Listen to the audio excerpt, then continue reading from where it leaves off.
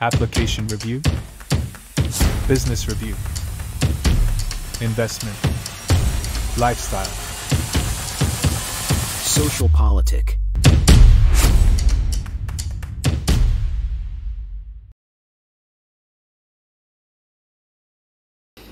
Halo Bapak Ibu, saudara-saudari sekalian, lovers and haters. Salam cerdas Indonesiaku. Jumpa lagi kita pada kesempatan kali ini. Bagi Anda yang belum subscribe channel saya, silakan subscribe channel saya. Tekan loncengnya agar Anda dapat notifikasi setiap kali saya mengupload video-video saya. Oke, pada kesempatan kali ini saya akan membahas tentang sidang sengketa hasil Pilpres 2024 yang sudah berakhir, ya. Tinggal nanti pembacaan keputusannya. Nah, bagaimana nih pembacaan keputusannya? Yang pastinya setelah Lebaran, ya. Itu pasti seru. Makanya jangan di-skip video saya ini, ya. Kita akan lihat perdebatannya, saksi-saksi yang sudah dihadirkan, dan seterusnya. Tapi sebelum itu, kita lihat dulu ini seperti biasa yang ringan dan yang lucu. Nah, sebelumnya kan saya sudah bahas ya, mengenai hak angket yang sudah bubar. Karena pada rapat penutupan sidang paripurna yang baru-baru ini, tidak ada dibacakan mengenai mau diajukannya hak angket. Dan itu sudah ditutup oleh Ketua DPR RI Puan Maharani, ya. Nah, tapi ini ada berita nih Kamis lalu dari CNN Indonesia. Beritanya menarik menurut saya. Di sini dikatakan Puan geleng kepala ditanya soal angket. Kan ditanya, jadi gimana Bu mengenai hak angket? Puan kan cuman geleng-geleng. Udahlah, itu dari sebelumnya juga dia sudah bilang, ya. Kita harus punya mental pilpres yang benar, siap menang, siap kalah gitu ya. Dan dia tidak mewajibkan fraksinya untuk mengajukan hak angket. Dan sampai sekarang fraksi PDIP juga tidak mengajukan hak angket, ya kan? Jadi jelas ya, Puan sudah geleng-geleng kepala ya. Di sini di CNN Indonesia dibilang ketika ditanya soal hak angket. Tapi ada dua fraksi nih ya, dua partai lah sebut saja. PKB dan PKS siap maju tanpa PDIP. Saya sebenarnya malu nih mau ngomongnya ya. PKB dan PKS, dua ini maju ya.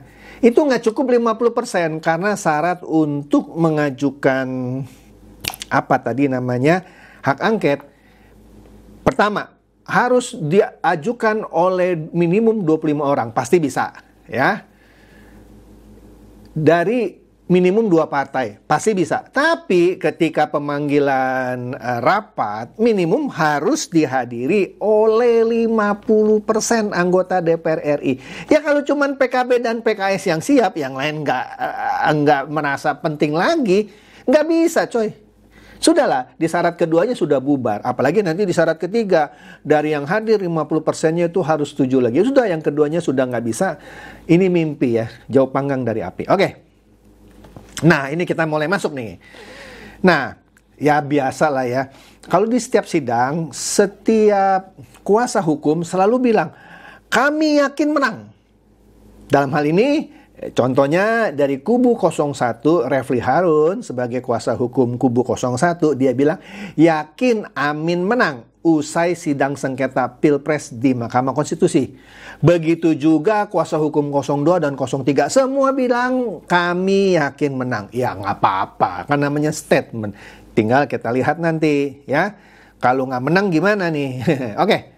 Nah, di sini ya tadi saya katakan anggota tim hukum dari Timnas Anies Baswedan dan Muhaimin Iskandar atau Amin, Refli Harun meyakini, catat nih ya, meyakini pihaknya akan mendulang kemenangan. Mantap. Usai sidang sengketa Pilpres 2024 di MK.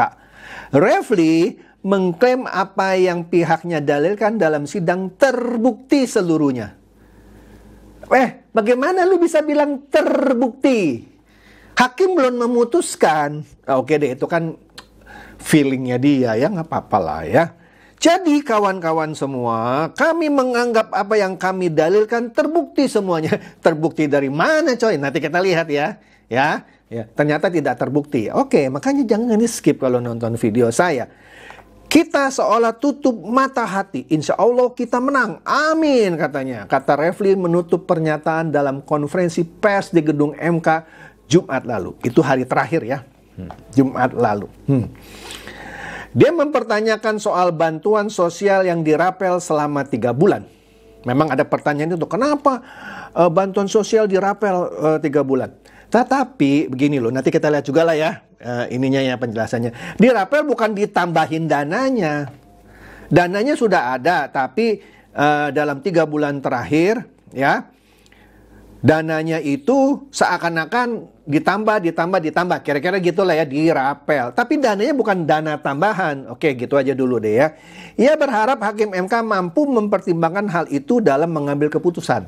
Kan sebelumnya sudah dipatahkan oleh Hasan Nasbi ya dari saksi 02. Dinyatakan begini, kalau bansos itu bisa memenangkan paslon 02, kenapa Sumatera Barat dan Aceh paslon 02 kalah? Artinya dalil lu salah dong. Ketika dipatahkan begitu, dari kubu 01 bilang, itu karena ketertarikan akan tokoh. Ya, apa bedanya dengan di 36 provinsi yang orang juga memilih karena ketertarikan akan tokoh Prabowo Gibran. Bukan karena bansos. Kalau karena bansos mau dirapel berapa kali pun, mestinya Sumatera Barat dan Aceh menang. Nangkep ya? Jadi bagaimana bisa Refli Harun bilang itu terbukti? Ngimpi lah coy. Oke. Nah, ini dia nih. Kontan ya memberitakan pada Jumat lalu bahwa 4 Menteri Jokowi kompak tegaskan penyaluran bansos tak terkait pemilu 2024. Mau ngomong apa lagi?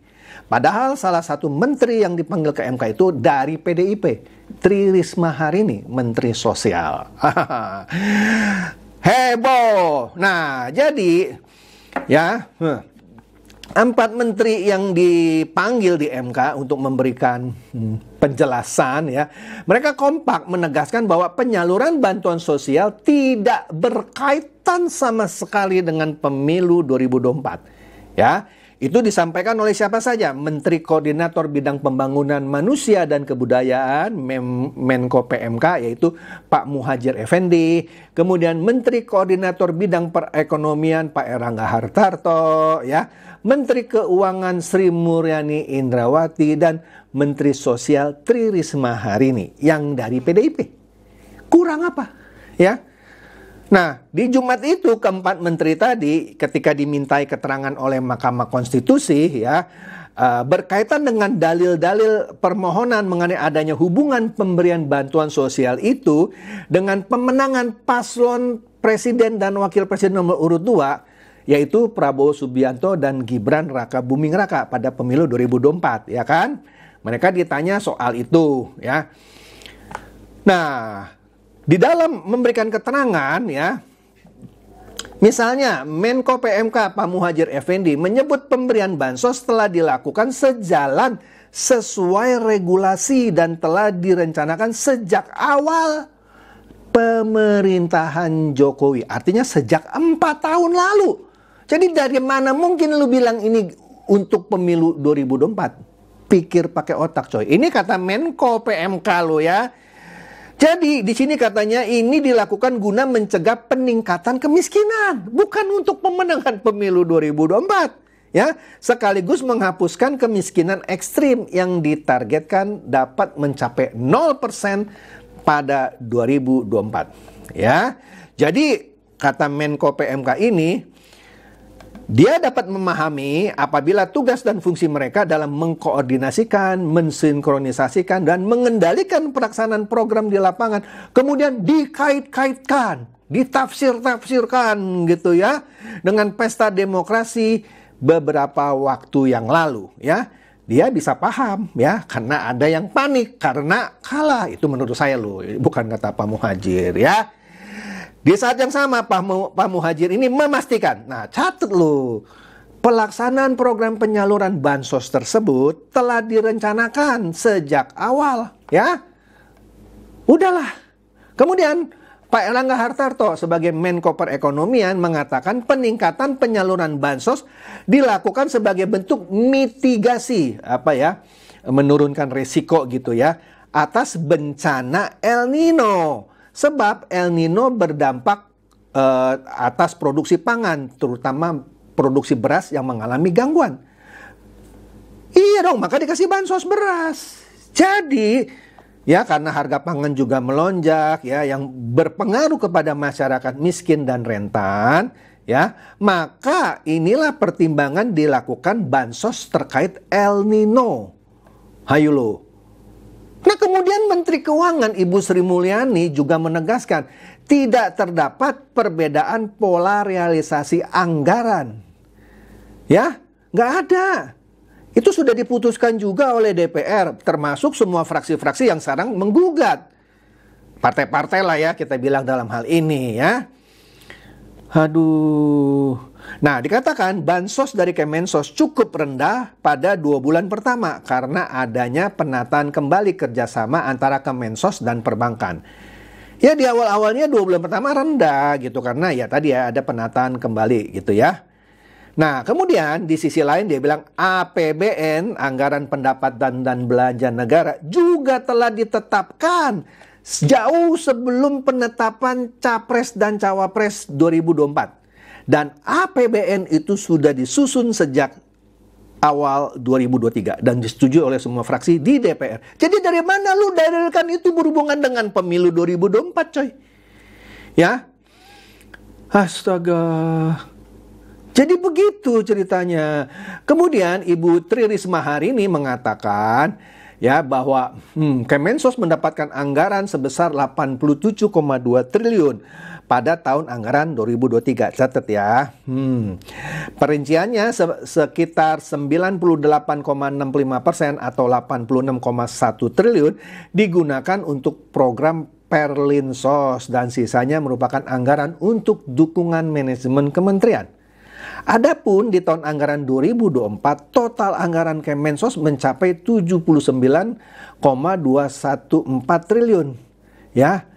Artinya turun loh ya di 2024 ketimbang tahun sebelumnya. Jadi dari mana lu bisa bilang ini berhubungan dengan pemilu 2024? Lu aja bikin dalil aja nggak ngerti yang gini-gini, lu bikin dalil ya. Yang namanya mau membuktikan kecurangan, perselisihan hasil, bukan dengan teori-teori. Ini negara hukum. Buktikan dengan bukti, bukan berdasarkan teori, berdasarkan asumsi, berdasarkan persepsi. Ya, dan yakin menang pula. Oke lah, capek deh. Nah, oleh karena itu, berita satu menurunkan berita bahwa MK menutup kans menghadirkan Jokowi. Jadi dikatakan sidang pembuktian sengketa Pilpres sudah selesai. Sudah selesai. Tinggal nanti keputusan. Ya. Liputan 6 juga memberitakan hal yang sama bahwa sidang sengketa Pilpres berakhir. Hakim MK mulai rapat musyawarah hari ini, yaitu hari Sabtu. Ya.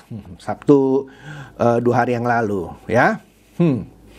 Jadi juru bicara Mahkamah Konstitusi yang juga sekaligus Hakim Konstitusi Ibu Eni Nurbaningsih bahwa sidang pembuktian perselisihan hasil pemilu dalam hal ini sengketa Pilpres sudah selesai. MK dipastikan tidak akan memanggil lagi pihak-pihak lain untuk memberikan keterangan terkait dalil-dalil yang diajukan kubu Anies Baswedan, Muhaimin Iskandar maupun Ganjar Pranowo dan Mahfud MD. Ya, jadi ini menutup peluang usulan untuk menghadirkan Presiden Jokowi, termasuk sejumlah pihak yang diusulkan untuk hadir, misalnya Kapolri, Kepala BIN Budi Gunawan, hingga Ketua Umum PDIP Megawati Soekarno Putri. Selesai katanya ya. Ya, memang ini sidang yang harus dilakukan dengan cepat ya. Jadi kita nggak mungkin mengundang sekian banyak pihak kecuali sidang pengujian undang-undang atau PUU yang berbeda, ya. Jadi, kata Eni, para pihak kubu 1, kubu 2, kubu 3 untuk segera menyerahkan kesimpulan. Iya kan, sudah sidang terakhir, masing-masing harus menyerahkan kesimpulan. Kubu 01 biasanya menyimpulkan, dalil kami terbukti, seperti Refli Harun bilang, oh terserah gitu ya. Kubu 02 pasti memberikan kesimpulan dari saksi yang kami hadirkan, terutama 4 menteri yang terakhir, terbukti bahwa tidak ada misalnya hubungan antara bansos dengan Pilpres gitu ya. Kubu 03 Ganjar Mahfud mungkin mendalilkan atau memberikan kesimpulan yang bilang tuh ada hubungan karena ada di rapel bantuannya.